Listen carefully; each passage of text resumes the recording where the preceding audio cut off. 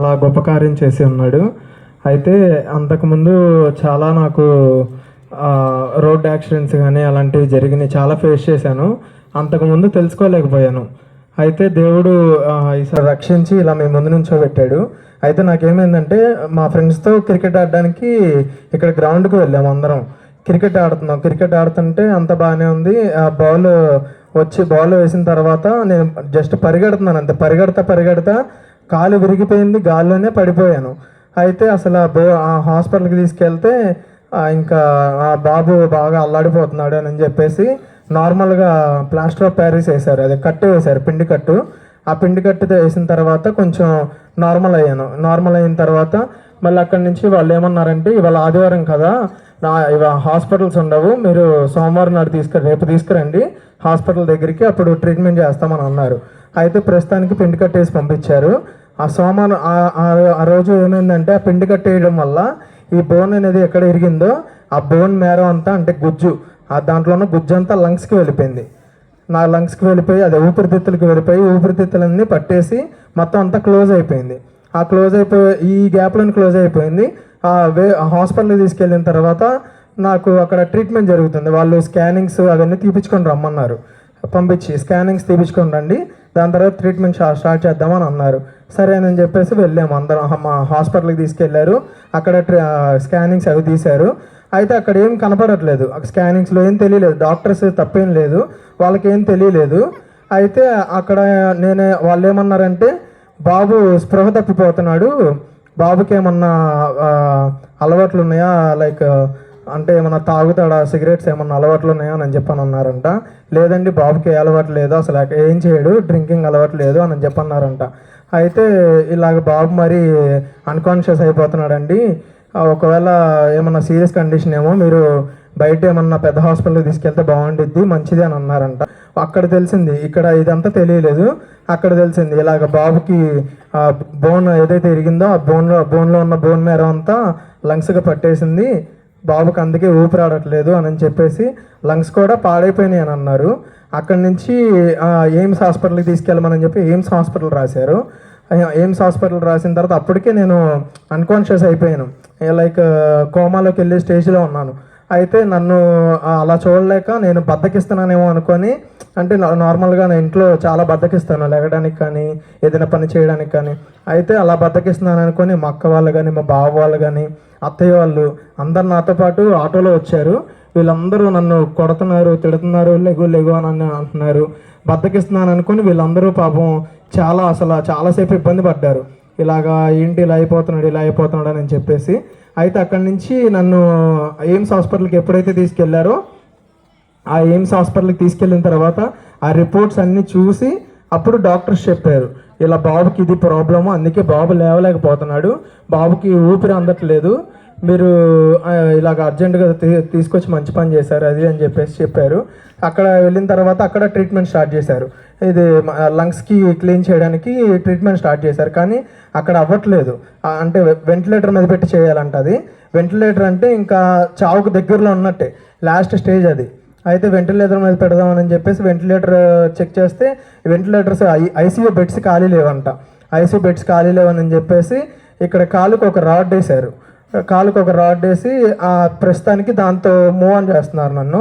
అయితే అక్కడ వెంటిలేటర్స్ ఖాళీ లేవని చెప్పేసి బాబు బాగా సీరియస్ కండిషన్లో ఉంది, బాబుకి బయట ఏమన్నా పెద్ద హాస్పిటల్ తీసుకెళ్ళి వెంటిలేటర్ జాయిన్ చేస్తే బెస్ట్ అని చెప్పేసి అక్కడ డాక్టర్స్ అందరూ భయపెట్టారు ఇంట్లో వాళ్ళని. అయితే వాళ్ళు ఇంట్లో వాళ్ళని భయపెట్టగానే ఇంకా అందరూ ప్రార్థనలు చేయడం స్టార్ట్ చేశారు. ఇంకా ప్రతి ఒక్క సంఘం, మన కిరణన్నయ్య కానీ లేదంటే ఇక్కడ పాస్టర్లు చాలామంది అసలు నా గురించి బాగా ప్రార్థనలు చేశారు. దేవుణ్ణి చాలా బాగా అడిగారు. ఇంకా నైట్ ఆ రోజంతా ఇక్కడ మా మావయ్య చర్చిలో కూడా బాగా ప్రార్థనలు జరిగినాయి. అసలు దేవుని కృప, నేను ఇలా ఉన్నానంటే కేవలం దేవుని కృపే. అయితే మీరందరూ ప్రార్థనలు చేశారు. ఆ రోజే ఆ ప్రార్థనలు చేసినప్పుడే నేను అక్కడి నుంచి వచ్చినప్పుడే ఎయిమ్స్ నుంచి మణిపాల్ షిఫ్ట్ చేసేటప్పుడు నన్ను కోమాలోకి వెళ్ళిపోయానంట. నేను ఒక 2 days వరకు కోమాలో, అంటే అన్కాన్షియస్, ఇంకా నాకేం తెలియట్లేదు, లెగలేకపోతున్నాను. అయితే ఇంకా వెంటిలేటర్ మీద పెట్టాలని చెప్పేసి మణిపాల్ హాస్పిటల్ దగ్గరికి తీసుకొస్తే వాళ్ళు ఏం చేశారు, వెంటిలేటర్ మీద పెట్టారు. బాబు చనిపోయాడు అని చెప్పేసి తెలిసిందంట వాళ్ళకి. అయితే చనిపోయాడు అని చెప్పి తెలిస్తే వాళ్ళు చుట్టూతో నుంచొని వాళ్ళ హాస్పిటల్లో నర్సులు, డాక్టర్స్ వాళ్ళు ఎవరైతే ఉన్నారో వాళ్ళు క్రిస్టియన్స్ అంట.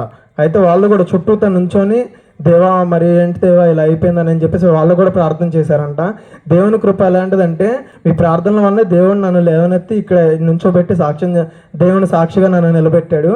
అయితే వాళ్ళు అడిగిన తర్వాత సరే అని చెప్పేసి నాకు స్పృహ వచ్చింది. వాళ్ళు వెళ్ళిపోయిన తర్వాత పక్కనేమో డాక్టర్స్ మాట్లాడుకుంటున్నారు, ఇలాగా పంపించేద్దాం బాడీని అని చెప్పేసి మాట్లాడుకుంటున్నాను. అవి నాకు కొంచెం కొంచెం వినపడుతున్నాయి. అయితే సరే అని చెప్పేసి నేను ఇట్లా దాన్ని బెడ్ని కదిలిస్తున్నాను. అంటే నేను బతికే ఉన్నాను అని వాళ్ళకి తెలియజేయడానికి నేను బెడ్ని కదిలిస్తున్నాను, ఊగిపోతున్నాను. వాళ్ళకి ఎలాగైనా నేను బతికే ఉన్నానని చెప్పి అందజేయాలి అని చెప్పేసి నేను చాలా బాగా ట్రై చేస్తున్నాను. కానీ వెంటిలేటర్ మీద ఉన్నప్పుడు నోట్లో పైప్స్ ఇంకొకటి పెడతారు, అవన్నీ ఉండటం వల్ల నేను వాళ్ళకి మాట్లాడలేకపోతున్నాను, చెప్పలేకపోతున్నాను. అయితే ఆ టైంలోనే దేవుడు నాతో మాట్లాడాడు, భయపడకము నేను నీ యందు ఉన్నాను అని చెప్పేసి మాట్లాడాడు. అలా మాట్లాడిన తర్వాత ఇంకో కొంతసేపటికి డాక్టర్స్ వచ్చారు. డాక్టర్స్ వచ్చి నన్ను చూసి ఇలాగా బాబు లేచాడు, ఐసీయూ షిఫ్ట్ చేద్దామని చెప్పేసి అనుకొని ఐసీయూ షిఫ్ట్ చేశారు. షిఫ్ట్ చేసిన తర్వాత నెక్స్ట్ డేనే కిరణ్ అన్నయ్య నన్ను చూడడానికి వచ్చారు.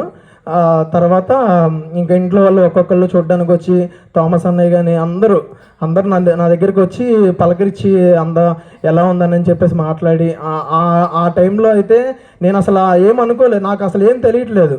అసలు నాకు కాలు ఒకటే కదా విరిగింది, ఎందుకు అసలు ఇలాగ ఐసీయూలో అంతవరకు తీసుకొచ్చారు, నాకు అది అర్థం కావట్లేదు. తర్వాత నేను అది కూడా తెలియదు నాకు. జనరల్ వార్డ్కి ఆ 2 days అయిపోయింది. అక్కడ ఒక 2 days ట్రీట్మెంట్ చేశారు ఐసీయూలోనే.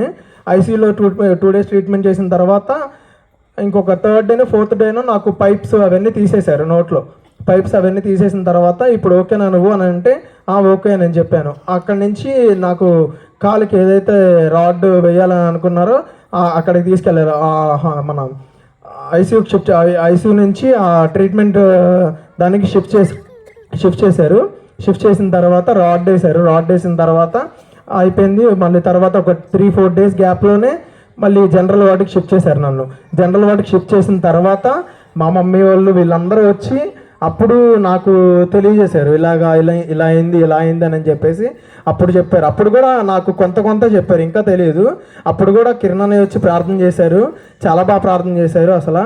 అయితే తర్వాత అక్కడి నుంచి మళ్ళీ అంటే నేను హాస్పిటల్లో ఉన్నప్పుడు చెప్తే ఏమన్నా నేను ఏడుస్తానా లేదంటే ఏమన్నా ఇదిగా ఉంటానేమో డల్గా ఉంటానేమో అని చెప్పేసి అక్కడికి కూడా చెప్పలేదు నాకు. ఇంటికి వచ్చిన తర్వాత ఎందుకంటే దేవుడు చేసిన కార్యాన్ని మనం చెప్పుకోవాలి కాబట్టి, నన్ను సాక్షి బిడ్డగా దేవుడు వాడుకోవాలని అనుకున్నాడు కాబట్టి వాళ్ళ ఇంటికి వచ్చిన తర్వాత నాకు ప్రతి ఒక్కటి నాకు తెలియజేశారు. అయితే నేను ఈ చెప్పే సాక్ష్యం మీరు ఎవరైనా నమ్మకపోతే కనుక నా దగ్గరికి వస్తే, ప్రార్థన అయిపోయిన తర్వాత నా దగ్గరికి వస్తే నా దగ్గర ఫొటోస్ ఉన్నాయి, మీ అందరికీ చూపిస్తాను. నా ఫొటోస్ ఫైల్స్ అన్నీ నా దాంట్లో మొబైల్లో ఉన్నాయి, నేను మీ అందరికీ చూపిస్తాను. దేవుడు చేసిన కార్యం నా పట్ల చాలా గొప్పది. అలాగే దేవుడు నన్ను ఎలా వాడుకుంటున్నాడంటే నాకు ఒక 3 నెలలు కాలు విరిగి 3 నెలలు అయిందంటే మీరందరూ నమ్ముతారా? నేను ఇలా నుంచున్నాను కదా, ఇలా నడుస్తున్నాను కదా, ఇలా నా పనులు చేసుకుంటున్నాను కదా, నాకు కాలు విరిగి 3 నెలలు అయిందంటే నమ్ముతారా మీరు ఎవరైనా? లేదు. ఎందుకంటే కాలు విరిగి 3 నెలలకి ఇలాగా స్టిక్ లేకుండా నడవడం అనేది అసలు అసాధ్యం అది.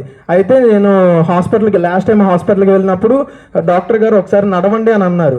నడవండి అని అంటే నార్మల్గా నడుచుకుంటూ వెళ్ళిపోతున్నాను. నువ్వేంటి అలా నడుస్తున్నావు, స్టిక్ పట్టుకొని నడవాలని అంటే లేదండి బాగానే ఉందని అంటే అవునా ఓకే అని చెప్పేసి ఇంకా కొంచెం ఎక్కువ ప్రెజర్ పెట్టొద్దు, నార్మల్గా నడువు అని అన్నారు. అప్పటి నుంచి నా పని నేనే చేసుకుంటున్నాను. ప్రతి ఒక్క సంఘానికి వెళ్ళి నేను సాక్ష్యం చెప్పడానికి దేవుడు చాలా గొప్ప కృప ఇచ్చాడు నాకు. అయితే ఈ కొంత గ్యాప్లోనే నాకు దేవుడు ఎలా ఇక్కడి నుంచి హైదరాబాద్ కార్ డ్రైవ్ చేసుకుంటూ వెళ్ళి సాక్ష్యం చెప్పి మళ్ళీ అక్కడి నుంచి కార్ డ్రైవ్ చేసుకుంటూ వచ్చినందుకు దేవుడు చాలా కృప నాకు ఇచ్చాడు. మరి మీ అందరి ప్రార్థనలు మీ అందరికీ థ్యాంక్ యూ సో మచ్ నా గురించి ప్రార్థన చేసిన వాళ్ళకి. మరి దేవుడి కృపని నేను ఇంకా ఇంకా ఇంకా దేవుడి కృపలో ఎంతగానో వాడపడాలని చెప్పి మీరందరూ నా గురించి ప్రార్థన చేయండి. కూడి వచ్చిన అందరికీ వందనాలు.